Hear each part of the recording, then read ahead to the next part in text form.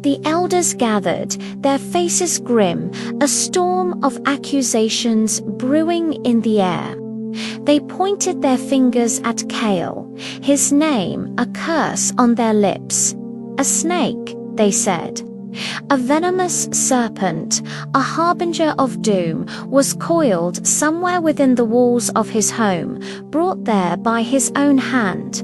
Whispers turned to shouts, and suspicion hardened into certainty. They claimed he was a sorcerer, a man who communed with dark spirits, and the snake was his familiar, his unholy pet. Cael stood before them, his heart a frantic drum against his ribs. He denied it, his voice shaking but firm. He was a simple farmer, a husband, a father. He knew nothing of snakes or sorcery, but his words were like stones thrown into a raging river, swallowed without a ripple. The community chief's men he had known his entire life looked at him with cold, unforgiving eyes. Their minds were made up. Just as the tension reached its breaking point, a voice cut through the noise. It was Ilara Cael's wife. Her face was pale, streaked with tears. She stumbled forward, her body trembling.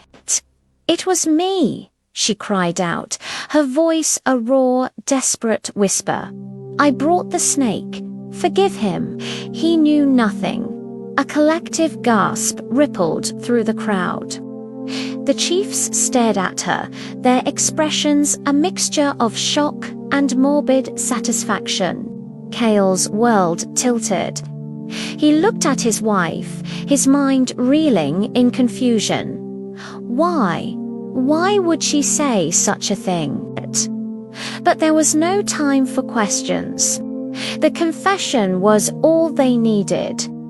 Two guards seized Cael, their grips like iron. His protests were lost in the rising clamor. He was a liar, a manipulator who had forced his wife to take the blame. He was being dragged away, the faces of his neighbors blurring into a single mask of condemnation. He felt a profound, chilling despair. This was it. This was the end. But then another voice, small yet clear as a bell, pierced the chaos. Wait, it was Lyra, their young daughter, no older than 10. She pushed her way through the forest of legs, her eyes blazing with a fire that belied her years.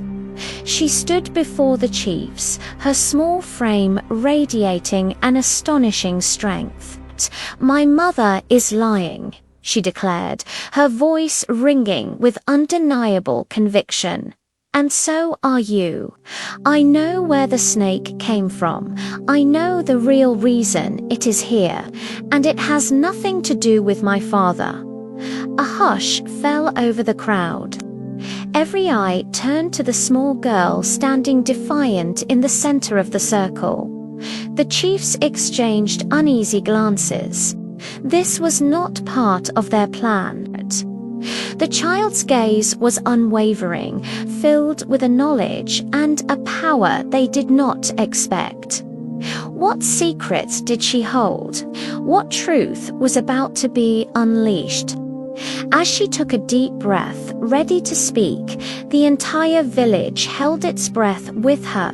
The fate of her father, her family, and perhaps the entire community now rested on the words of a little girl who claimed to know the truth. Follow for part 2 to see what happens next.